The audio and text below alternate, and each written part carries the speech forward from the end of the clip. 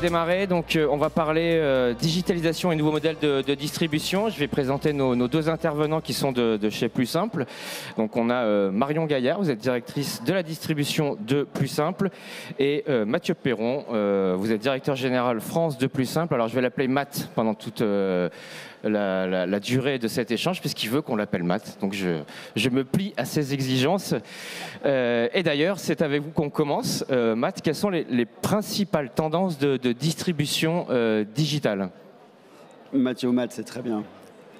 Il y a beaucoup de tendances. Il y a beaucoup de tendances. Vous m'entendez bien?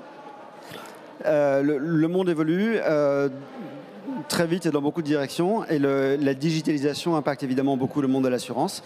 Et on ne peut pas parler de toutes les tendances. En revanche, on va essayer d'en caractériser d'en décrire quatre particulières qui nous touchent plus.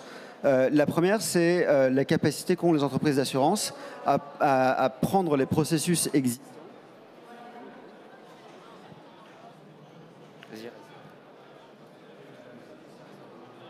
Vous m'entendez? Ah, c'est bien. À prendre les processus existants et de les faire passer de offline à online. Ça se fait pour les parcours de distribution, la gestion et tout ce qu'il y a derrière.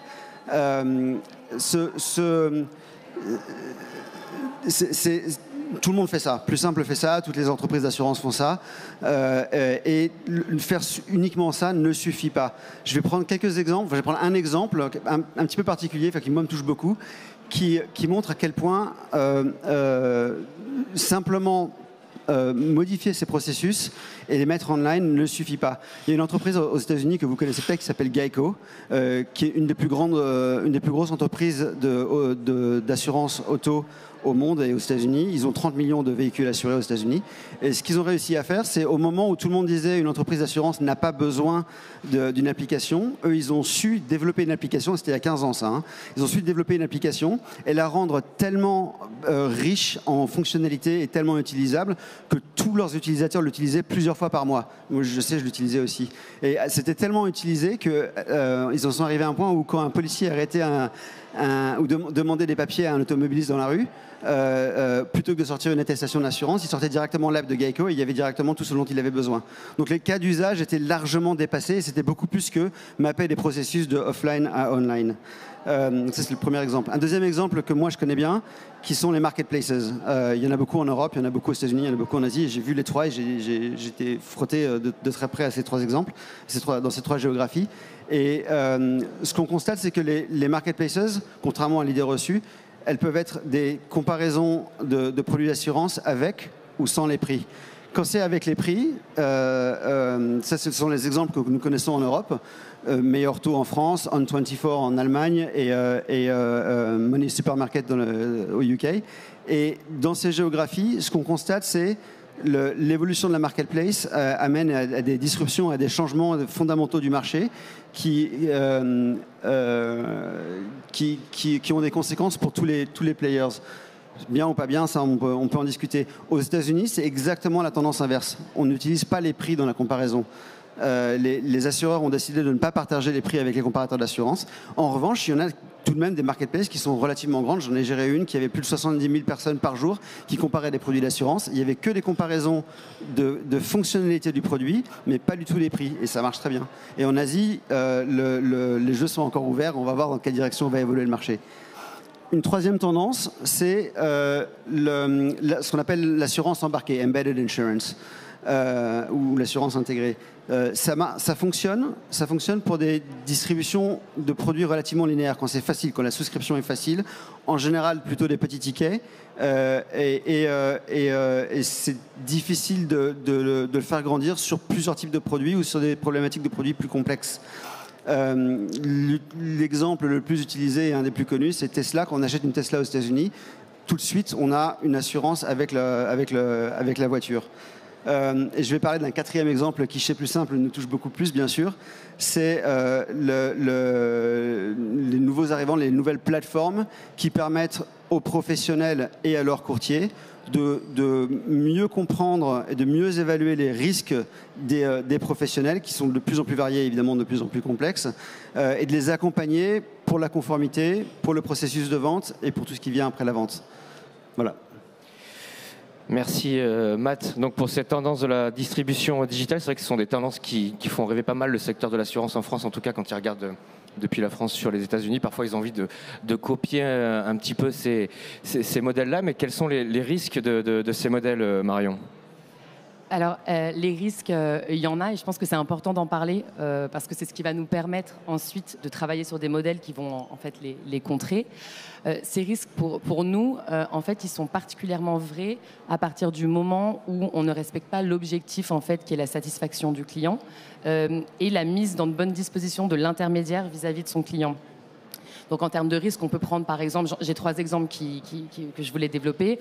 Le premier exemple, c'est utiliser la tech et le digital de A à Z pour toute l'expérience. Et ça, on sait que ça fonctionne aujourd'hui avec certains produits à, j'allais dire, faible valeur ajoutée, mais j'entends par là les produits type assurance mobile ou autre assurance affinitaire de ce type-là. Hormis ça, ce qui correspond à une petite part de ce que nous, on vend aujourd'hui dans notre métier, on a encore besoin de beaucoup d'humains et de services. Et donc, travailler sur des programmes 100% digitalisés sans être au service du métier, on expose forcément ici tout notre modèle à un risque. Le deuxième risque que je voulais développer, c'était plutôt un risque de standardisation où en fait on digitalise au maximum, on utilise la tech et donc en fait on va créer des modèles de masse avec des risques de masse qu'on va vraiment développer en mode un petit peu machine de guerre et on va oublier toute la partie en amont qui est la sélection du risque finalement et c'est ces modèles-là qui vont créer tout ce qu'on connaît aujourd'hui de dégradation de ratio sinistre à prime. Et donc forcément après poser des problèmes assez évidents de non-profitabilité. Donc ça c'est vraiment les sujets les plus marquants. Et le dernier point, c'est les modèles dans lesquels on va utiliser le prix en fait comme drive de la distribution. Donc on en connaît tous, malheureusement il y en existe encore, où en fait le prix et la course vers le prix va être complètement poussé par cette digitalisation et va créer un effet d'appauvrissement finalement de la matière même qu'on vend en tant qu'assureur ou grossiste. Voilà. Je crois que oui, tu avais un exemple, Matt, qui était intéressant. Oui, l'exemple dont je parlais tout à l'heure, c'est Money Supermarket au Royaume-Uni, qui est un très bon exemple d'une industrie pour l'assurance automobile, où les comparateurs de prix aujourd'hui dominent complètement le marché. Le S/P en général diminue d'une façon notoire. C'est une course vers le prix le plus bas. Les courtiers ne sont plus tellement présents dans la chaîne de valeur. Alors que ce soit bien ou pas bien pour les clients, je pense que ça se débat. Certainement pas bien pour les courtiers et certainement pas bien pour les assureurs. Alors ça, c'est pour le côté face de la digitalisation. Après, il y a le côté pile. Il n'y a quand même pas que des inconvénients à digitaliser la distribution d'assurance. Marion, je vous laisse la parole. Quels sont les avantages ? Heureusement qu'il y en a quand même pas mal. Non, les avantages, ils sont forcément tournés vers le gain en productivité qu'on va avoir grâce à cette digitalisation, mais toujours dans un optique de satisfaction du client final et encore une fois, de mettre l'intermédiaire dans les bonnes dispositions vis-à-vis de son client. Si on prend un petit peu de recul, ça fait quelques années maintenant que je travaille en proximité avec les courtiers, avant en compagnie et maintenant dans le courtage. Quels sont les besoins finalement des courtiers ou des intermédiaires ? Le premier qui me vient, c'est l'autonomie. Le courtier, il n'a pas besoin, enfin en tout cas, j'en ai pas rencontré jusqu'à présent, besoin de nous ou de la tech pour faire son métier de commercial, pour convaincre son client, pour avoir sa relation du quotidien. En revanche, il va avoir besoin de nous pour avoir des parcours fluides, des parcours efficaces et des outils d'aide à la vente potentiellement. Et c'est là où on joue notre rôle. Donc c'est vraiment aider le courtier dans son autonomie vis-à-vis de sa relation avec le client. Le deuxième point, ça va être un point plus lié à aujourd'hui ce qui, heureusement et malheureusement parfois, fait partie intégrante de notre quotidien en tant que courtier, tous les sujets réglementaires et conformité. Et je pense que là, la tech a un vrai rôle à jouer. Et nous, on le fait en tout cas chez Plus Simple, en donnant des outils aux partenaires pour gérer en amont cette conformité. Et c'est quelque chose qui peut parfois être lourd et contraignant. Donc ça, c'est quelque chose qu'on appuie grâce à la digitalisation. On a tout un tas d'exemples. Je serais ravie de vous en parler si ça vous intéresse un petit peu après. On a également tout le sujet de la gestion, de la vie du contrat, qui est chronophage parfois et très souvent pour les courtiers, qui les détourne un petit peu de leur raison d'être, de leur vocation à conseiller les clients. Donc ça, encore une fois, je ne rentre pas dans les détails, mais tous les actes administratifs ou de gestion qui sont complètement pris en charge par des plateformes comme celle de Plus Simple, par exemple, dans un quotidien de courtier. Et le dernier point, et pas des moindres, c'est cette capacité que va avoir, grâce à la tech, on va être capable en fait de proposer à nos courtiers partenaires des solutions d'assurance qui sont parfois complexes, qui assurent des risques complexes, mais de manière très facile d'accès. Je prends un exemple très concret. Nous, on est positionné sur des niches parfois complexes. Le produit camping, par exemple, c'est un produit qui n'est pas facile d'accès quand on n'est pas un spécialiste de la matière. Et pour autant, grâce à une digitalisation des parcours, mais à des parcours qui sont fluides et qui se ressemblent et qui sont facilement accessibles, on se retrouve avec des courtiers qui arrivent à vendre des produits auxquels ils n'avaient pas forcément pensé avant. Voilà. D'accord, donc ça aide le courtier effectivement dans son métier de tous les jours. Donc ça, c'est l'aide et les avantages de la technologie de manière générale. Après, Marion, puisque vous êtes lancé, qu'est-ce que peut apporter un grossiste en plus par rapport à cette technologie? Le grossiste, en plus, alors, ce qu'il peut faire, j'ai 3 points. Le premier point, c'est un peu celui que je viens de dire là, c'est améliorer le quotidien, c'est-à-dire gérer tout ce qui va s'assimiler à de l'administratif. Je ne vais pas revenir dessus, puisque pour vous, c'est assez parlant et c'est quelque chose qui existe quand même et qui est relativement, j'allais dire, déployé, quoi. Le deuxième point, ça va être la capacité du grossiste, et c'est ce que nous, vraiment, encore une fois, on essaye de faire, c'est être capable de dire aux partenaires, nous, on a un seul environnement où vous pouvez trouver l'ensemble des solutions d'assurance. Donc en fait, on a une plateforme, et sur cette plateforme, on va avoir tout un tas de produits, de la MRP en passant par des RC Pro, en passant encore une fois par des professions plus exotiques de boîtes de nuit ou d'autres domaines. Ou de camping. Ou de camping, exactement. Vous avez compris que c'était mon préféré. Et donc voilà, et on donne ce panel large aux courtiers. Et ça, c'est quelque chose d'innovant parce qu'on le donne depuis une seule plateforme. Et le dernier point, pour moi, ça serait de mentionner le fait que grâce à la data et à tout ce qu'on va récupérer au quotidien d'analyse de produits, d'analyse de marché, de compréhension du besoin, on va être capable de créer des produits beaucoup plus aboutis assez rapidement finalement. On va être capable de comprendre où on doit positionner nos limites, nos conditions, nos tarifs. Et donc on va créer des super produits, j'allais dire, qui répondent à peu près systématiquement aux besoins en fait, des clients finaux. Donc ça, c'est une grande force et je pense que c'est vraiment une vocation qu'en tout cas, nous, on a chez Plus Simple. Donc si je devais condenser ça, c'est vraiment un modèle où on laisse le courtier en fait, faire son travail et valoriser son rôle vis-à-vis du client et où en même temps, on lui garantit de trouver à un seul endroit l'ensemble des produits qu'il peut lui proposer et qui sont des produits, encore une fois, complexes de temps en temps et pour autant facilement distribuables au client final.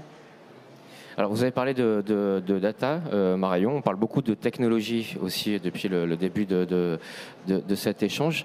On va donner la parole un peu à Matt. Comment le courtier va s'inscrire dans ce monde? C'est vrai que la technologie évolue extrêmement rapidement, même si on en est encore dans les phrases où l'humain est toujours important. Quel sera son rôle demain face à cet afflux de technologie? C'est une très très bonne question et on nous la pose souvent évidemment chez Plus Simple. Fondamentalement, même si le monde bouge et la technologie évolue, la complexité des produits, la complexité des risques des professionnels empire aussi, c'est plus difficile. Donc le besoin de conseil ne fait qu'augmenter. Et à cause de ça, le rôle du courtier, lui, ne change pas. Il est toujours là pour conseiller le client. Ça, chez Plus Simple, nous en sommes absolument convaincus. En revanche, comme il y a une abondance de données partout dans nos vies, les clients, eux, sont de plus en plus appelés à aller chercher eux-mêmes certaines informations. Et le ratio d'informations valides sur informations non valides, évidemment, se dégrade. C'est-à-dire que l'information sur laquelle les clients peuvent se baser est de pire en pire. Et même si le rôle du courtier ne change pas, la façon de le faire est de plus en plus difficile. C'est-à-dire qu'ils partent avec une sorte de handicap sur le conseil par rapport à ces recherches que peuvent faire les clients? Alors je ne sais pas si j'appellerai pas ça forcément un handicap, je dirais que son rôle est renforcé et il doit être là pour accompagner le client de plus en plus. Comment je dirais ça? Ce que nous voyons, nous, chez Plus Simple, ce qui est important pour nous, c'est d'accompagner ces courtiers dans tous ces changements, de renforcer le processus de souscription avec toutes ces aides pour que les clients soient de plus en plus à l'aise et les risques de mieux en mieux couverts. comme le monde change et que la façon de faire est de plus en plus difficile, il va de soi évidemment que les courtiers doivent se préparer pour le futur. Et ce que nous pensons, c'est que les courtiers qui auront le plus de succès demain sont ceux qui doivent aujourd'hui embrasser les nouvelles technologies comme ChatGPT ou des technologies comme plus simples. Alors justement, ChatGPT, difficile aujourd'hui de ne pas parler d'intelligence artificielle, générative même aujourd'hui. Comment vous l'appréhendez, vous, cette intelligence artificielle dans votre métier? Pareil, c'est une question passionnante. Je dirais que nous le voyons à plusieurs niveaux. Le premier niveau, c'est tout simplement optimiser nos processus actuels et les faire de mieux en mieux. Ça passe, alors tout le monde le fait bien sûr, hein, ça passe par la reconnaissance optique, ça passe par quand on a des portefeuilles entre plusieurs assureurs que nous devons équilibrer, comment utiliser les informations de catastrophes naturelles pour le faire correctement, etc. etc. Ça, je pense que c'est relativement classique et tout le monde le fait. Je pense que la grande question, notamment sur l'IA générative, c'est est-ce qu'on peut remplacer les humains ou pas et comment ça va se faire et quelles seront les conséquences pour nous tous.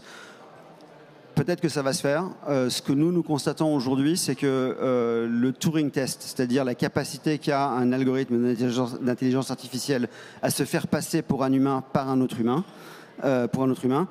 ça, aujourd'hui, en tout cas, nous, on n'y arrive pas. On peut renforcer largement et optimiser les processus. Peut-être que ça viendra un jour, mais chez Plus Simple, nous croyons fermement que quand quelqu'un nous appelle, il faut lui répondre, ou quand quelqu'un nous écrit, il faut que ce soit un humain qui lui écrive. Ça nous paraît assez fondamental. Après, ça, c'est les changements d'aujourd'hui. La question qui est peut-être encore plus importante, c'est quels seront les changements de demain. Et là, ça, c'est peut-être une perspective plus personnelle. Changer les processus, remplacer des humains par des humains, on en parle depuis longtemps, ça vient doucement, ok, très bien.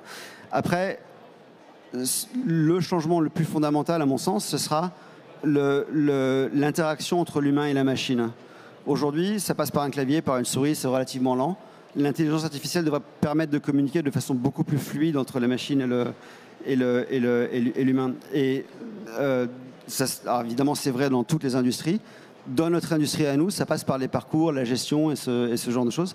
Et un parcours de souscription avec une interface différente, plutôt que de remplir un formulaire qui dure une plombe, une façon beaucoup plus efficace de le faire, c'est de dire de façon naturelle, avec un langage naturel, voilà ce dont j'ai besoin.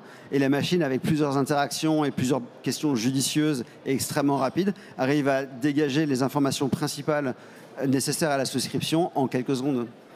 Voilà. Donc c'est plutôt là-dessus que vous voyez l'avenir. Et quelles sont les choses que vous mettez en place chez Plus Simple sur cette intelligence artificielle générative? Alors en générative, c'est ce que je disais tout à l'heure, on a fait quelques tests par écrit et pas encore par oral, mais je pense que ça va venir. Et encore une fois, pour l'instant, c'est pas suffisamment convaincant pour que nous puissions le développer et le déployer de façon scalable dans tous les pays dans lesquels nous sommes présents.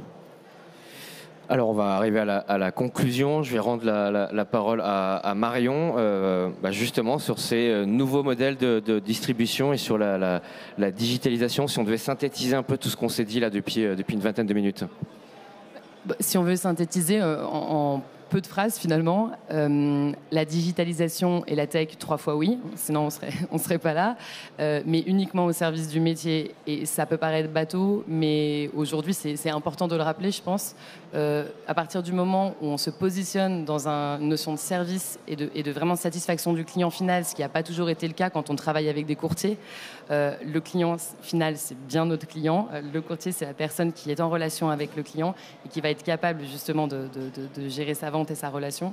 Donc à partir du moment où on se positionne dans un mécanisme favorable vis-à-vis de cette relation-là, on utilise à bon escient la technologie et on peut faire le champ des possibles est énorme. Donc voilà, il suffit juste de rester bien concentré sur cet objectif et c'est ce qu'on essaie de faire au quotidien, en tout cas nous. Même question. Matt. Ma conclusion, c'est que notre industrie vit à une époque particulièrement intéressante parce qu'on a une abondance de données et qu'on peut faire énormément de choses avec ça. Chez Plus Simple, ce que nous constatons, c'est qu'on arrive à créer un cercle vertueux. Au centre, il y a notre plateforme et les courtiers partenaires qui travaillent avec nous. Et ces données et cette plateforme et ces courtiers nous permettent de créer des nouveaux produits et de vendre de plus en plus de produits. Plus on vend de produits, plus on collecte des données, plus on arrive à comprendre mieux ce qui marche avec nos produits et ce qui ne marche pas, plus on crée des produits qui sont à eux-mêmes beaucoup plus performants, et plus on peut vendre de produits derrière. Et donc ça crée un cercle infini comme ça. Au centre, encore une fois, la plateforme et le courtier. Et je pense qu'on a énormément de chance de vivre exactement dans ce moment de l'histoire où nous pouvons utiliser ça.